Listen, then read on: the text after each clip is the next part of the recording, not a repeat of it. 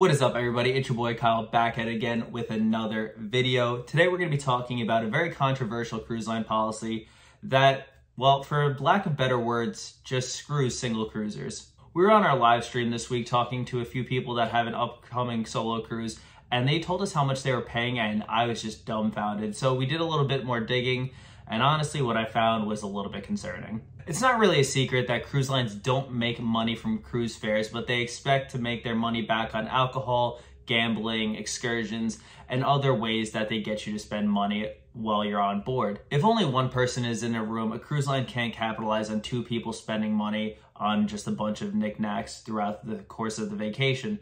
So in order to combat that, they charge something that's called a single supplement fee, which is essentially just paying for the cost of two cruise fares for one person, which I think is a little unfair because honestly, that one person isn't going to consume as much food and is not going to drink as many free beverages as those two people would. And cruise lines have gotten better over the years with offering single cabins. However, those cabins only account for maybe 30 to 40 cabins on these brand new ships with hundreds upon hundreds of cabins. So a very small percentage is dedicated to solo cruisers. And the reason I want to talk about this is because I've seen so many posts on social media, and I'll post them up here. Everyone's talking about it because it's unfair to this person that had to save up a bunch of money for their vacation just to pay for two people's vacations. So we're going to talk about some workarounds and honestly why cruise lines are even charging for this in the first place. Major cruise lines like Virgin, Royal Caribbean, and Norwegian have done their part in trying to make cruising as cost effective as possible for single cruisers by offering smaller cabins and offering less amenities to those cruising as a solo person. However, these rooms cost more per person than a balcony would if you were splitting the room between two people. So my question for you watching is basically, is it fair for cruise lines to pass off these charges to people that are saving their hard-earned money, that don't have anyone to travel with, and basically charge them so much more than what you and I would pay per person if we were traveling with multiple people because, well, we're just going to spend the same amount of money on board as that solo person would. It's just the fact that they couldn't find another person to travel with. Honestly, solo cruising can be extremely intimidating, not only because the price tag is paying more per person than any other room on board, but because you don't have somebody to watch out for you and watch your back at all times, like if you did have a group of people traveling with you, which means you probably aren't going to be drinking as heavily, you're not going to be going out and socializing as much. My question for you is, if you're a solo cruiser, is what do you do to meet people on board? Because I do know that the cruise lines do offer single mixers and ways to meet people, but is that sketchy for you? Let me know in the comments because I've never cruised solo. After trying to do some research and reading about this, I found some cruise lines that try to go the extra mile and make single cruisers feel a little bit more comfortable. So let's talk about those. And no, this video is not sponsored. I just want you, the single cruiser, to be most informed when you're making a decision on which way to travel, which cruise line to book, because honestly, it is intimidating and I get it. Norwegian was the first cruise line to offer single style cabins for people, and this happened in 2010, so they are a little bit ahead of the game when it comes to offering things and offering activities for solo cruisers. Now, these solo cabins aren't exactly luxurious. They're about 100 square feet, but the ships with these solo cabins are designed to be built around a lounge that is basically meant to have guests mingle. So Norwegian tries to get you out of your comfort zone by giving you access to a bar and a space with TVs just so you can mingle and get to meet people in a place that is literally just for solo cruisers, which is a really nice environment to build. I will note that Norwegian has made a point to say that these solo rooms do sell out very far in advance. So if you think you do want to go on a cruise, it might be a little hard to get these cabins with solo access to these lounges and bars. Next up on the list is Royal Caribbean, that started offering solo rooms in 2014. So 4 whole years after Norwegian, Royal Caribbean came out and built rooms that are actually a lot cooler than what Norwegian has to offer. They are still smaller rooms, however, they have an LED screen that looks like a veranda outside of your room. So no, you don't really have access to outside, but it looks like you do.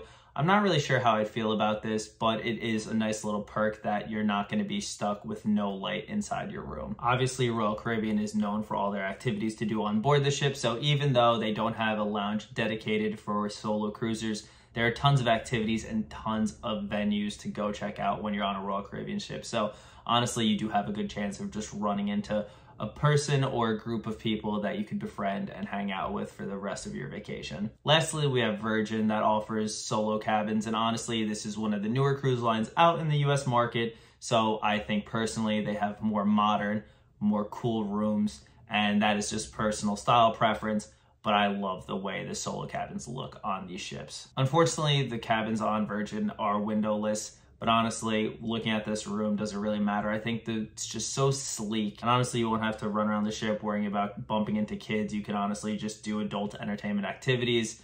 And that should make it a little bit easier to find people your own age. I have seen people on cruise forums post about their angst because it's just so much more expensive to travel as a solo cruiser. But if you saved up the money and you are going on a solo cruise, there are plenty of things to look forward to. There's tons of mixer events. There's all different bars that you can go to on board ships. There's restaurants on board that you can either sit by yourself or you can join another person's party. So honestly, there's just so many options to meet people. And if you want to just be by yourself the entire vacation, you can. Or if you're outgoing and you just want to meet people on vacation, you can do that as well. Cruising really is one of those vacations where you can make whatever you want of it. So if you are worried about cruising solo, I understand why, but there's tons of safety precautions being put in place with cameras and security walking around ships late at night. You should feel comfortable being on that ship alone. And honestly, you won't be alone for very long because you are going to meet people on board and you will befriend them and eventually hang out with them. Cruise lines operate in a very unique way. As opposed to hotels that make money on their stay, cruise lines just draw you in with the lowest prices possible and then hope to upsell you on a bunch of different things. And if there aren't two people in a room to be upsold on, they are losing money on you. Unless you're going to the steakhouse by yourself and eating 2 or 3 entrees that you're paying for each time.